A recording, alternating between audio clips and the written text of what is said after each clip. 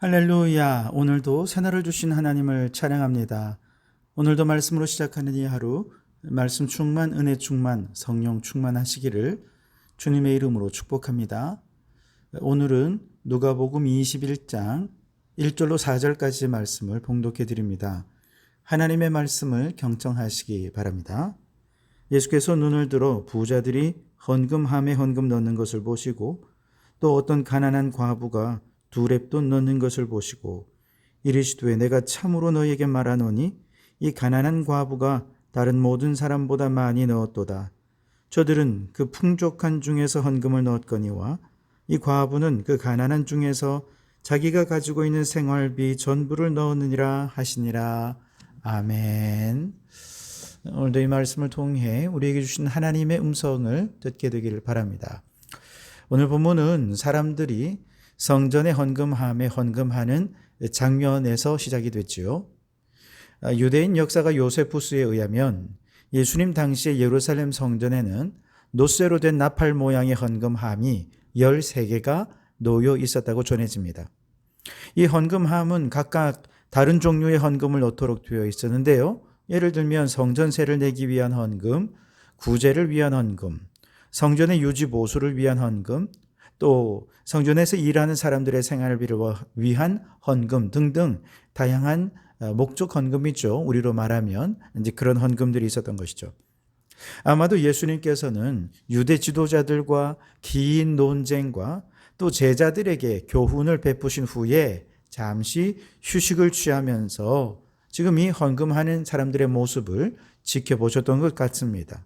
보시니 어떤 가난한 과부가 헌금함에 2렙돈을 정성스럽게 넣는 것을 보시고 그녀를 칭찬하셨죠. 이 가난한 과부가 다른 모든 사람보다 많이 넣었도다. 주님이 그녀의 헌금 생활에 대해 일종의 평가를 하신 것입니다. 반면에 부자들은 어떻습니까? 그들은 풍족한 중에서 헌금했다라고 또한 평가를 하시죠. 여기서 한 가지 의문이 드는 것은 아니 거룩하신 예수님께서 성전의 여러 부분들에 대해서 놔두고 왜 유독 헌금함에 주목하셨을까? 예수님이 너무 탐욕적이거나 세속적이어서 그랬을까요? 헌금을 많이 하면 복을 주지만 헌금을 조금 하면 복을 못 받아. 이런 교훈하시기 위해서 헌금에 관심을 가지셨던 걸까요? 그렇지 않습니다. 지금 주님은 헌금 그 자체보다는 이 두 부류의 사람들의 헌금 생활을 분석하고 계세요. 그리고 어떻게 해야 우리의 신앙생활이 의무적이거나 율법적이지 않고 더 전심을 다한 행복한 신앙생활이 될 수 있을까? 여기에 대해서 지금 교훈을 주시기 위해 헌금함에 집중하고 있는 것이죠. 하나님께서는 은도 내 것이요 금도 내 것이라 말씀하시면서 모든 물질의 주권을 선포하셨죠. 마치 농부가 곡식을 가꾸는데 하나님께서 햇빛도 주시고 비도 주시고 바람도 주시고 땅도 영양분도 모두 공급해 주시고 또 농부를 위해서 일할 수 있도록 건강도 주시고 지혜도 주시고 모든 환경도 허락해 주셔서 농부가 이렇게 풍성한 열매를 거둘 수 있었던 것처럼 우리가 이 세상에서 땀 흘려 열심히 일하고 돈 버는 모든 과정도 사실은 하나님께서 모든 환경을 다 제공해 주시고 우리는 그저 하나님께서 마련해 주신 일터에서 조금 노력해서 이 돈을 번 것입니다. 그러니 이 돈은 누구의 것입니까? 하나님의 것입니다. 하나님이 주인입니다.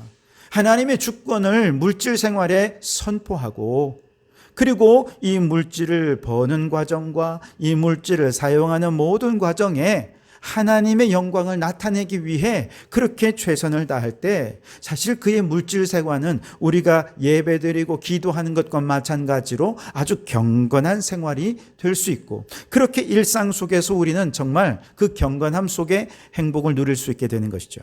그래서 여러분 교회 안에서뿐만 아니라 교회 밖의 모든 영역에 하나님의 주권을 인정하고 어떻게 하면 하나님을 영화롭게 할 것인가를 생각하며 그렇게 모든 일들을 감당해서 우리의 신앙생활이 우리의 모든 경건생활이 정말 만족하고 기쁨이 가득하고 행복한 신앙생활이 될 수 있기를 바랍니다. 자, 그러려면 지금 우리가 어떻게 신앙생활을 하고 있는지를 좀 분석할 필요가 있는데요. 그 사회과학이나 자연과학의 학문에서는 어떤 대상을 측정하고 분석하는데 두 가지 분석법이 사용이 돼요. 하나는 정성적인 분석이고 하나는 정량적인 분석이죠. 정성적인 분석은 대상을 질적인 측면에서 파악하는 것이고, 정량적인 분석은 정량적인 측면에서 파악하는 것입니다. 어떤 것이 더 효과적인가? 그건 대상에 따라 달라질 수 있겠죠. 주로 이제 자연과학에서는 정량적인 분석이 더 많이 쓰이죠. 근데 인문적인 영역에서는 정량적인 측정과 정성적인 측정이 모두 종합적으로 고려되는 것이 또 필요합니다. 예를 들어서 학생들의 공부의 시간은 양보다 질이 중요하다, 아무리 말한다 해도 사실 절대적으로 공부하는 양이 부족하면 그 질을 담보할 수 없겠죠. 그래서 공부의 질을 정성적으로 평가하기 전에 공부하는 시간의 절대적인 양이 얼마나 되는지 그걸 먼저 분석해 볼 수 있어야 됩니다. 반면에 정량적으로 정말 너무 많은 시간을 공부를 해요. 정말 긴 시간을 공부하는데도 성적이 안 올라. 그래서 만족이 안 됩니다.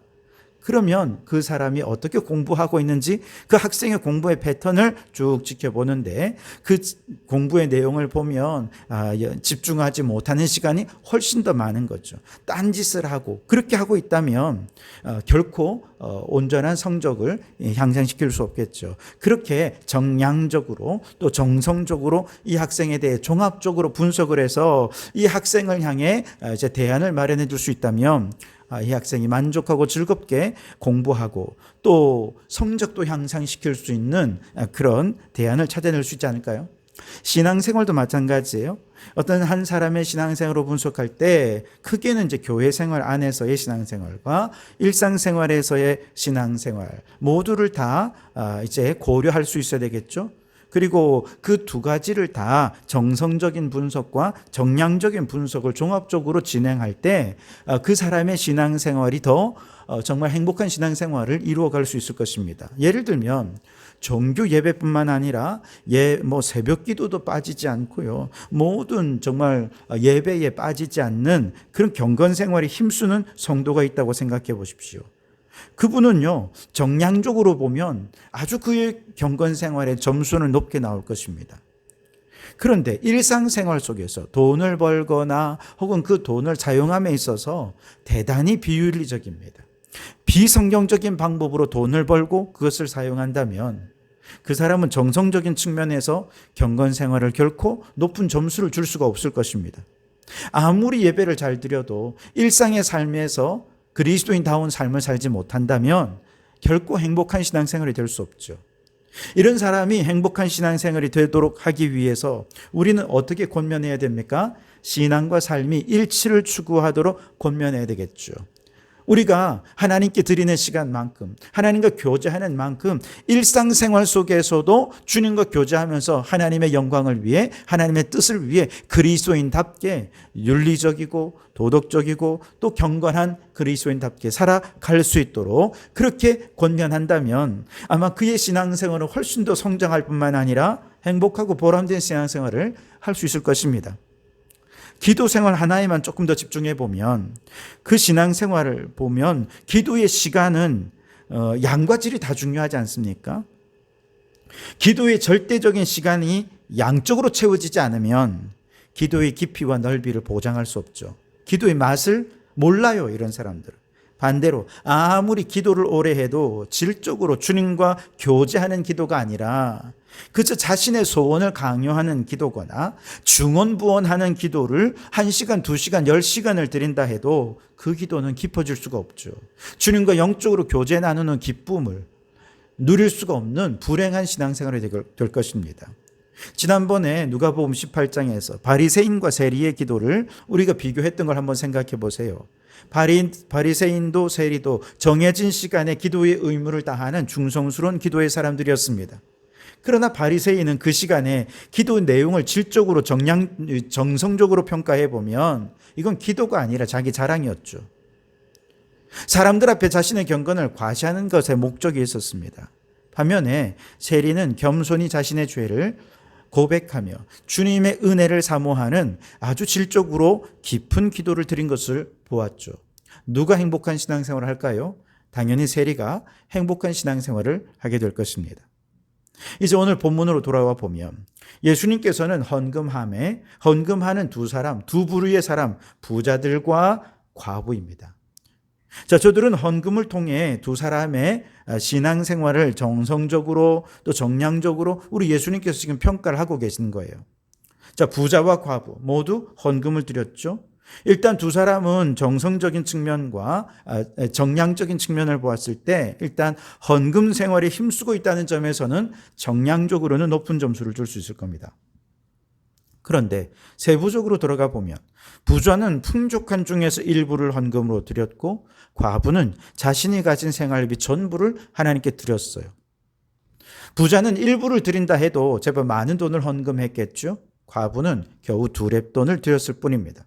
자, 정량적으로 평가할 때 그 양 자체를 놓고 보면 부자가 더 높은 점수를 받을 수 있겠죠. 이 정량을 비율로 따진다면 아마 과부가 더 높은 점수를 받을 수 있을 것입니다. 그러나 예수님은 우리의 마음과 생각을 이미 감찰하시는 분이세요. 그래서 예수님께서 부자의 헌금보다 가난한 과부의 헌금을 더 칭찬하셨다는 것은 정성적인 측면에서 부자가 헌금을 드리는 마음의 태도, 그 마음의 중심에 문제가 있었다는 것을 얘기해 주는 것입니다. 즉, 그 사람이 헌금을 얼마나 했느냐, 액수의 양과 상관없이 마음의 중심에 만약에 그가 주님, 모든 것이 주님의 것임을 고백합니다. 지금 주님께 드리지 않는 모든 나의 재산도 주님의 나라와 의를 위해 사용하겠습니다. 아마 이런 믿음으로 헌금을 드렸다면 주님께서는 그 헌금에 정말 정성적으로 아주 높은 점수를 주셨고 그 사람도 칭찬해 주셨을 것입니다. 그리고 그 사람의 신앙생활은 참 행복했을 것입니다. 그러나 아마도 이 사람은 바리새인이 기도한 것처럼 이 부자들도 하나님, 저 이렇게 소득의 11조 꼬박꼬박 드리고 있는 거 보시지요. 성전세도 잘 내고 있습니다. 오늘 이렇게 헌금도 많이 드립니다. 아마 자신을 과시하고 경건을 드러내기 위해 헌금을 드리고 있었던 것 같습니다. 예수님은 이미 그 마음의 중심을 꿰뚫고 계셨던 것이죠. 그러니 그의 경건 생활을 정성적으로 분석했을 때 도무지 높은 점수를 줄 수가 없는 교만한 마음이었던 것입니다. 이 사람에게 중요한 것은 많은 물질이 아니라 그 물질 속에 어떤 마음을 담느냐, 주님이 기뻐하시는 마음을 담아야 이 사람은 율법을 벗어나 의무적인 신앙생활을 벗어나 진정으로 행복한 신앙생활을 할 수 있을 것입니다. 반면에 가난한 과부는 어떻습니까? 가난한 중에 자기가 가진 생활비 전부를 넣었습니다. 만약에 그녀의 마음속에 하나님, 내 가진 전부를 드립니다. 그러니 2배, 3배, 10배, 100배로 갚아 주시옵소서. 아마 이렇게 그저 한 방을 기대하는 마음, 하나님께서 내게 막 물질적인 복을 주셔서 이 가난을 탈출하는 그런 기대감으로 이 예물을 드렸다면 주님께서 칭찬하실 수가 없었겠죠. 그런데 생활비 전부를 드리는 그녀의 마음 속에는 아마도 하나님, 비록 적은 금액이지만 내 삶 전체를 드립니다. 내 생명도 주님께 드립니다. 내 모든 삶을 주님께 바칩니다. 이제 앞으로 나의 모든 삶을 내 삶의 주인 되신 주님의 명령에 따라 살겠습니다. 그런 믿음의 고백을 담아 이 헌금을 드렸을 것입니다.